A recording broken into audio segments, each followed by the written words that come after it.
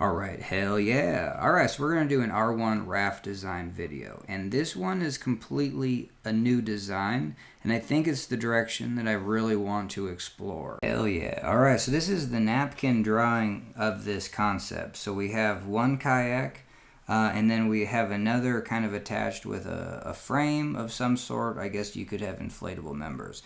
In between these, I think it would be great to experiment with a gap, because we are going to put a traditional cockpit in, and when water enters that, definitely draining out the floor. Alright, so that floor drain would be covered with mesh. You're not going to slide your whole body through. And I definitely want a square cockpit because I really do like jumping to the front. So we do have, however these side components are. And I do also think a gap here, making this not a completely rounded surface, that I think frees up. Even if you don't get the buoyancy from this, a stabbing motion sideways into a hole I think is better than something that's rounded and sheer. So we're going to talk about that. But hell yeah, so this is the concept here. Booyah. And first up is going to be the slalom kayak, but this design is what I really want to try out with a kayak playboat. So 2 kayak playboats, 1 elevated, connected with some sort of frame, traditional R1 cockpit. And again, definitely a surface that's flush or even raised in the front and the back, so you can really apply pressure to the front. So very traditional cockpit style. Alright, hell yeah. And so what we're going to have is one kayak totally flat, and then the other one is going to be attached in some way, but it's going to be angled. And then even when this is flat, the other kayak could be off the surface of the water completely. And there could even be a gap between them. And so here's the gap that you could use. You could have no gap, you could have a little bit of a gap. Hell yeah. And then kind of here would be another view. And so we're going to talk about, I had this idea of a playboat, and I think this would work just fine. This is kind of hard to see, but this boat underneath, it's not a full boat underneath the other 2 kayaks, but it is showing that a surface that is lower to the water provides rocker, and that allows you to get over onto an edge. And so this design, I definitely want to keep exploring, but this design is highly tippy. And once you're over onto an edge, and take a look at this, because this is me trying to do, edge of the kayak, and we edge the kayak for a couple of reasons. One, to get the other surfaces out of the water, because they're so round and big, and in hydraulics, if those are gripping, then it kind of limits what you can do in a hole or hydraulic. And hell yeah, and we're able to edge this boat, just a very traditional boat, but what happens is these rounded surfaces, become too much, and we just tip over. And so kind of in my design, where if I was just on this edge, this could be up out of the water. So let's go back to this. So if I'm just over on one side, the other tube can be automatically out of the water. And we're going to take a look at this slalom run. I'm just using this slalom kayak as an example of what R1 could be, because this thing probably weighs less than 20 pounds, and it has a rider in it that weighs maybe 140, 150, 160 pounds even. You know what I mean? So the boat is still heavy. And that's kind of the interesting thing when you're talking boat weight. You're like, oh, this is a 30-pound boat. This is a 20-pound boat. But then you're in it. So that definitely adds the weight. But this thing is so fast.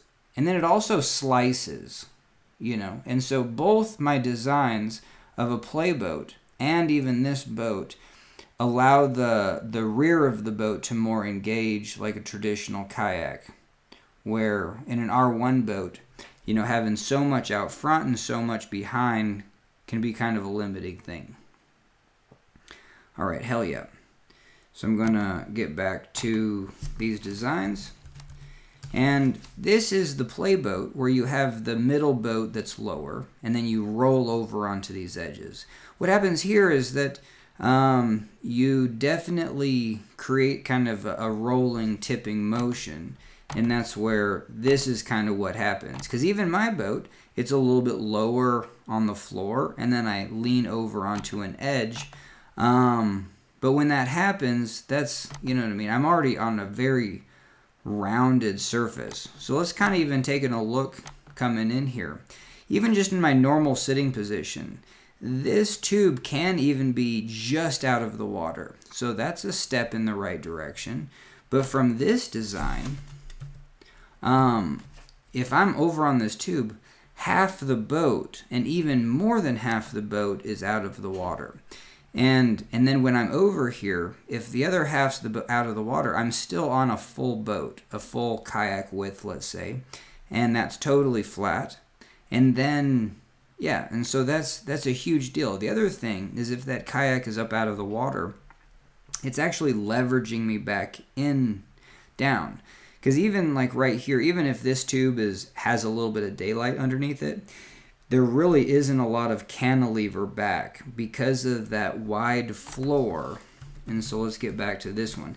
If I do have a wide floor that's protruded, because this entire floor, this little I-beam, if that's protruded, then yeah, if I'm just out onto this tube, I'm rockering the boat just a little bit, not really.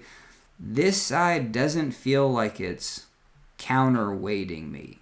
And let me figure out a different term, but like in this scenario, if I'm sitting over here, this is a whole portion of the boat. And, you know, we are the largest things in the R1 Raft, but still, if I have over 20 pounds, 30 pounds over there, that can leverage back. And so, and the cool thing is it could be totally out of the water. And if I'm sitting over here, it really wants to lever me back. I actually have to put weight to actually get this flat. And so, so I think that's pretty sweet. A lot of things I'm not talking about, but just even the fact that this design could be hella fast, because you can get over onto one kayak edge and it would function like a slalom kayak. Also, if you had two of these, you know, into the water, it should be highly stable. Yeah, so that's that. And then these pointed ends are, I think, what you want even with an R1 Raft. So even if we get back to this design, I know I designed this kind of as a playboat first, but this is where, this is my idea that can be scaled up to like a 10-foot raft, where what I had was these runners being elevated, you know, and low volume. So these runners right here, these 4 points, you know, would be like this. Yeah, this is the Jackson Antics, and even the nose of that would be highly superior. And so something like that would probably be more realistic than really sharp pointed nose of these slalom kayaks. But anyway, so it's just kind of a mixing of the two concepts. One being like, well, what's a playboat, and what do you want with a playboat? I don't mind rounded surfaces, but even with this playboat, I was thinking that's where I'm going to take a pause and pull up a piece of footage. All right, hell yeah. So this is Dane Jackson, a young Dane Jackson, sitting in his OC1. And so just sitting on top. So that's almost the elevation that you would be in an R1 Raft. And this footage is just kind of quick, but it does show that in this boat, this is like a width of 30 inches, let's say. And so this boat, you're going to have to sit fairly centered because it's only 30 inches. But this is an R1 height. And so here's my design width of this. This is why I kind of pulled this up. Is that same thing here. If you had this boat connected to another boat that was up at an angle right here, then that boat would be out of the water. And then when you went over to that tube, you would put that boat into the water. And you could sit all the way out effectively, that's the idea, is that you could sit all the way out onto this leading edge. And that's all you need. Even in a raft, if you sit farther out than that leading edge, you could tip the boat over because literally they're not very heavy. Boats are 60 pounds, sometimes 70, sometimes 45. You know what I mean? But hell yeah. So in an R1, but you still want this seat, platform to come out fairly square with the boat. Be able to sit on that, within kind of a normal, so there you go. And if you had that cantilever, that would be possible. Now, even for this, 30 inches plus 30 inches, that gets pretty serious with 60 inches. Even my boat's only 60 inches, 63 inches. And yeah, so that's right in the ballpark. Maybe you would actually want a wide, and then this thing is just a cantilever. What I think is that this cockpit right here just needs to be double wide, and or just a little bit wider. But basically, sit kind of right on this edge. You have a double cockpit to move your feet, just a traditional R1 cockpit. And then you have the ability to go from one side to the other. So again, I don't have a picture of this, but this would be up at an angle, and it would be attached. And you could have a space for water in between, because if water did enter this cockpit, it could drain right out the middle. And with a mesh floor, like obviously you wouldn't want to get caught in there. And so, but I'm thinking with the heavy duty mesh floor, that would be a perfect drain and just very quickly drainable surface as well. And you do have an angle here, so you'd have to have, I guess moving around the boat would be kind of different. You'd go from one edge to another, but I think it would be pretty sweet. All right, so let's take a look at this again.